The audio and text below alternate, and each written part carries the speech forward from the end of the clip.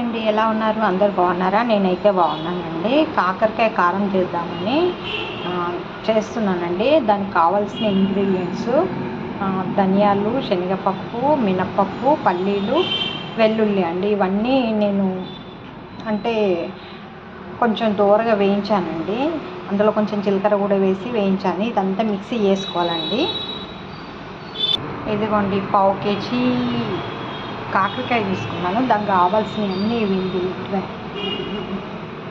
మామూలుగా ఆయిల్లో కాకుండా దూరగా వేపి పక్కకు పెట్టుకున్నానండి. తర్వాత వచ్చేసి ఆనియన్, కొంచెం చింతపండు, ఇది కొంచెం లైట్గా ఆయిల్ వేసి కొంచెం డీప్ ఫ్రై చేయాలండి.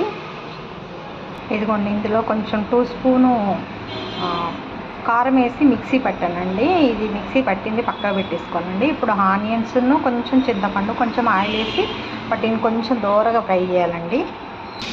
ఇదిగోండి, ఒక 4 ఆనియన్స్, కొంచెం చింతపండు రవ్వ, కొంచెం ఆయిల్ వేసి కొంచెం సాల్ట్ వేసి దూరగా వేయించాలండి. ఇది వేయించిన తర్వాత ఆ పొడిలో ఇది మిక్సీ వేయాలి.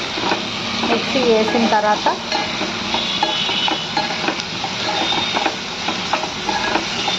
చూడండి, ఇది కొంచెం దూరగా వేగాలి.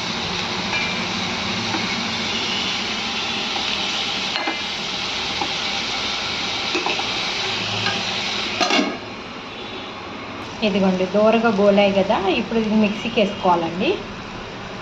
ఇదిగోండి, కొంచెం ఆయిల్ ఎక్కువనే పోసుకోవాలండి. ఇది కాకరకాయ ఉల్లికారం కాబట్టి కొంచెం ఆయిల్ ఎక్కువనే పడుతుంది. ఆయిల్ వేసాను. ఆయిల్ వేడాక పావు కేజీ తీసుకున్నాను నేను కాకరకాయ, అవి వేస్తున్నాను. ఇదిగో చూడండి ఎలా వేసాను.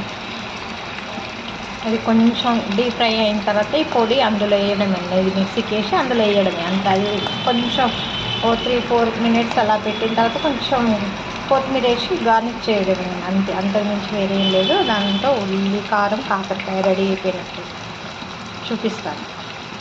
ఇదిగోండి, కమ్మనైన ఉల్లి కాకరకాయ కారం రెడీ అయిపోయిందండి. ఇది సూపర్ టేస్ట్ ఉందండి. నేను చేసిన స్టైల్లో చేసి చూడండి, నచ్చితే చేసుకోండి. ఓకేనా? సూపర్గా ఉంది టేస్ట్ అయితే. నాకైతే భలే నచ్చింది. వేడి అన్నంలో ఇది వేసుకొని తింటే ఎంత బాగుంటుందో. ఓకేనా? Bye bye.